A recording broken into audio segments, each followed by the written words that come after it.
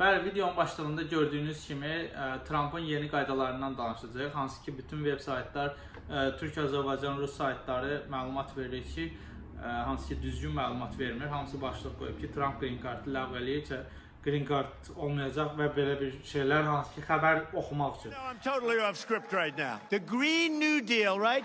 Darling, is the wind blowing today? I'd like to watch television, darling. Russia, please, if you can, get us Hillary Clinton's emails. Please, Russia, please. He asked Russia to go get the emails. Sizə deyə bilərəm ki, bu green card'ı ləğv olunmaq söhbəti olmayıb. Trump gəldiyi gündən green card'ı ləğv eləmək söhbəti eləməyib. Yalnızca çətinləşdirmək istəyir. Onun da səbəbi odur ki, bundan əvvəlki videolarımda da dediyim kimi Trump istəyir ki, bura gələn insanlar ağıllı olsun, yəni necə ağıllı, bacarıqlı olsun və dövlət yardımından istifadə eləməsin. Bugünkü mövzumuzda Trump'ın yeni qaydasıdır ki, hansı ki artıq oktyabrın 25-dən qəbul olunacaq. Bu sosial benefitlərə aiddir. Sosial benefitlər nədir? Amerikada hər kəs sosial benefitlərdən istifadə edə bilər. Bu az gəlirli ailələrə aiddir və az gəlirli insanlara aiddir.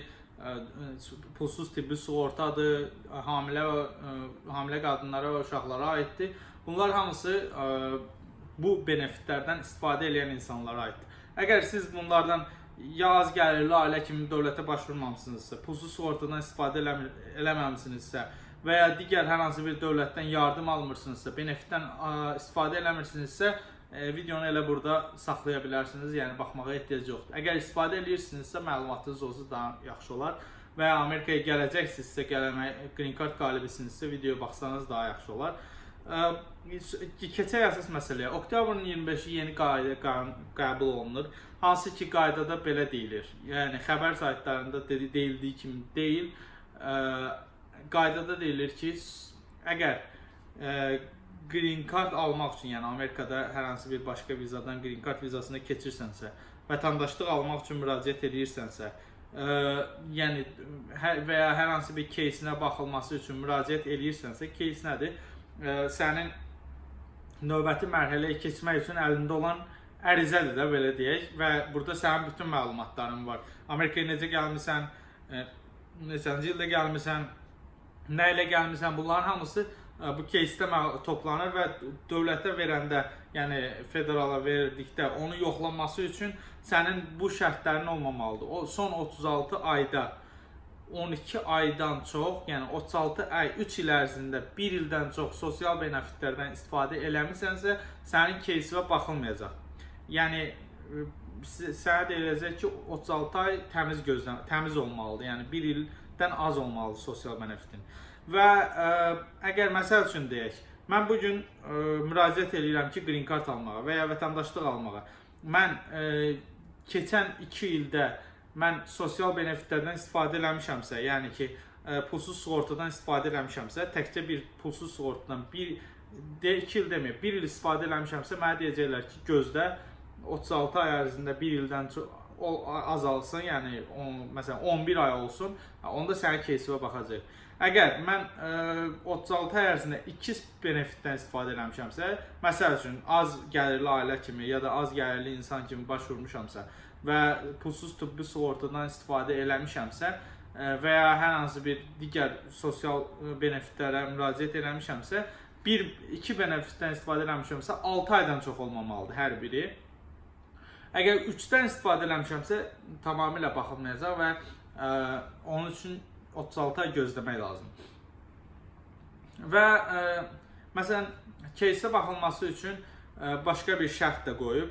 Məsəl üçün, assignment-dan gələnlərə və ya hər hansı bir cinsi azlıqla gələnlərə keysinə baxılması üçün deyir, əgər sən son 3 il ərzində sosial sığortadan və ya digər pulsuz sığortadan və ya digər benefitlərdən istifadə eləmisənsə, o zaman sənə paket satıram, $8100. Alırsan, sənin keysinə baxıram. Almırsansa, sənin keysinə baxmıram, qardaş. Get başqa yerdə axtar, yəni get Avropaya, hara istəyirsən get. Ya da ki, 3 il gözlə. 3 il sənin keysin tərtəmiz olmalıdır, benefitdən istifadə eləməməlisin. Yəni, bu o deməkdir ki, mənim hal-hazırda sığortam yoxdur, məsəl üçün, ya da ki, mənim sığortam var. Bugün sığortanı ləğv elətdirirəm. 3 ildən sonra mən vətəndaşlığımı ala bilərəm. Əgər green cardla 5 il yaşayıramsa və ya sığortam varsa, pullu sığortadırsa bunun ona aidiyyatı yoxdur. Sonra burada başqa bir şey qeyd eləmişəm, 8100-ü dedim. Sonra vətəndaşlığı çətinləşdirmək və ya green card verməmək. Dediyim kimi Trump Amerikaya gələnlərə green card verməmək söhbəti mən eşitməmişəm açığı. O istəyir ki, yenə deyirəm, ağıllı insanlar gəlsin. Yəni, əgər savadsız insansansa, bəlkə də deyib mən eşitməmişəm, savadsızsansa, bacarığın yoxdursa, Trump onu istəmir. İngilis dili bilməyən adamı deyir ki, gəlməsin. Söhbət Trumpdan getmir. Söhbət ümumiyyətlə gedir ki, yəni Amerikaya istəmirlər ki, savadsız adamlar gəlsin, dövlətin yardımından istifadə eləsin. İstəyirlər ki, bura savadlı insanlar gəlsin. Viza alanda sənin əgər yəni green card vizası alanda sənin əgər masterin varsa və ya PhD-in varsa, yəni ki, bu hər hansı bir high level bir science, yəni biliyin varsa, belə deyək, proqramistsən və ya həkimsən, nəsə belə bir bacarığın varsa sənə viza verəcək. Sənə problem yaratmayacaq. Əgər yoxdursa sənə suallar verəcək, problemlər yaradacaq. Ged onu gətir, bunu gətir. Yəni bunu bilərsiniz. Bu il İngilis dili bilməyənlərin çoxu green card vizasından kəsildi. Çox insan, yəni çox vizalar, yəni green card vizasından çox səbəblərə görə kəsilənlər oldu. Bu barədə ayrıca video çəkəcəm. Sonra sən bacarığın varsa viza verəcək. Əgər burdasansa və sənin yenə də yüksək şeyin varsa, yüksək təbəqədə, yəni ki, təhsilin yüksəkdirsə və ya sənin elmi dərəcən yüksəkdirsə, hər hansı bir bacarığın varsa, işin yaxşıdırsa, sənin кейsinə problemsiz baxılacaq, problemsiz vətəndaşlığını verəcək, problemsiz green cardını verəcək. Yox, əgər sən ağlaya ancaq elə, ay nə bilim, ay dövlət yardım elə, onu elə, bunu elə deyirsənsə, sən keysinə baxılmayacaq, növbəti mərhələyə keçmək şansın sıfıra enir. Yenə deyirəm, bu viza verməmək üçün ya da vətəndaşlıq verməmək üçün deyil, bu vətəndaşlığı və ya vizanı daha keyfiyyətli insanlara vermək üçün. Söhbət təhsil səviyyəsindən və ya şeydən gedir, elm səviyyəsindən və ya iş səviyyəsindən gedir. Yəni Amerika, yəni bundan sonra bu qaydalar tətbiq olunacaq, oktyabrın 25-i qüvvəyə minir və əgər sizin son 3 ildə, 1 ildən çox sizin sosial benefitlərdən istifadə eləmişsinizsə, yəni sizə keysinizə baxılmayacaq. Yəni keys odur ki, dediyim kimi müraciət eləyəndə sizin ərizə formanızdır və keysinizdir. Burada bütün məlumatlar verilir. Əgər mənim fikrimi soruşsanız ki, bu public benefitlərin yəni ləğv olunmasının nə kimi müsbət və mənfi cəhətləri var? Bunu sizə deyə bilərəm ki, dövlət üçün müsbət cəhəti odur ki, verginin çox ödənilməsidir. Vergilər artacaq və dövlət qabağa gedəcək. Amma insanlar, gəlin belə düşünək. Məsələn, sizin hər hansı bir, yəni götürək hər hansı bir şəxsin az gəliri var, yəni belə deyək, qazancı azdır və bunun hər hansı bir xəstəliyi var, Allah uzaq eləsin, məsələn, və yəni hər hansı bir xəstəliyi var və həkimə getməkdən çəkinir, çünki ayın sonunda gələcək o bil deyirlər, hansı ki məbləğdən çəkinir, ona görə həkimə getməyi biraz da qabağa atır və sonunda o xəstəliyi daha da qorxunc vəziyyətə düşür. Bu əslində bu cəmiyyətin daha da xəstələnməsinə, yəni sağlamlığın cəmiyyət arasında daha da bərbad vəziyyətə düşməsinə səbəb olunan bir şeydir.